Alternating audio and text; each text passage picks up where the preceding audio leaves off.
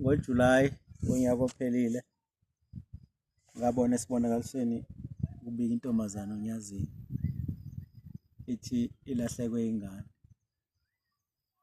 uNyazi labe selibuza ukuthi mina uthi angithini. Isethi intombazane hayi phela njengoNkulunkulu ngicela ungifunele ingane yami ngiyithole. Usethi uShembe la niza nezinto engithi angizifuni la ebandleni. Izinyo legolide hambe uyifuna kulona ingane, ilona elizokufunela ingane. Ngoba niza nazo nala ekhaya lezi zinto engathi angizifuni la ebandleni. No WhatsApp niza nabo la ekhaya, nibadilite noma niza la ekhaya.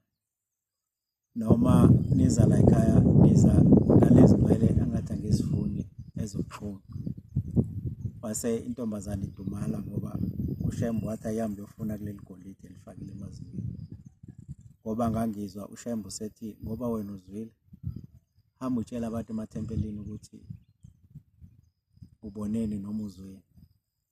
Ngizamile noma bengisaba kodwa ngijabulile uma sekuthiwa ngoJanuwari sekumenyezela umhlaba wonke ukuthi uShembe uthi lezi zinto ngomhla ka-1 Julayi akazidingi zingene emathempelini. Ngisazoqhubeka ngibatshela abantu noma kunzima kodwa ngisazoqhubeka ukuthi ngoba uShembe wangithuma ukuthi ngoba sengizwile ngihambe ngibatshela abantu ukuthi lezi zinto azidingeki. Impi elwa noShembe lasemkhathini wo-WhatsApp ngoba uShembe ukwazi ukulwa nezimpi ezisemkhathini ezilwa noNazaretha.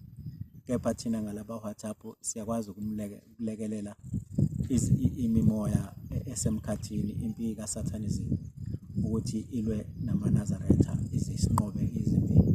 AmaNazaretha benganqotshwa lutho kodwa ngoba sesenza izinto uShembe angazidingi. Ingakho amaNazaretha uthole sekuthiwa livelelwe izinto eziningi nezingozi. Nezinto esizicela kuShembe sigcina singazitholi ngoba uShembe utheza nento kithi afike abone lento angayifuni kithi. Ngiyabonga.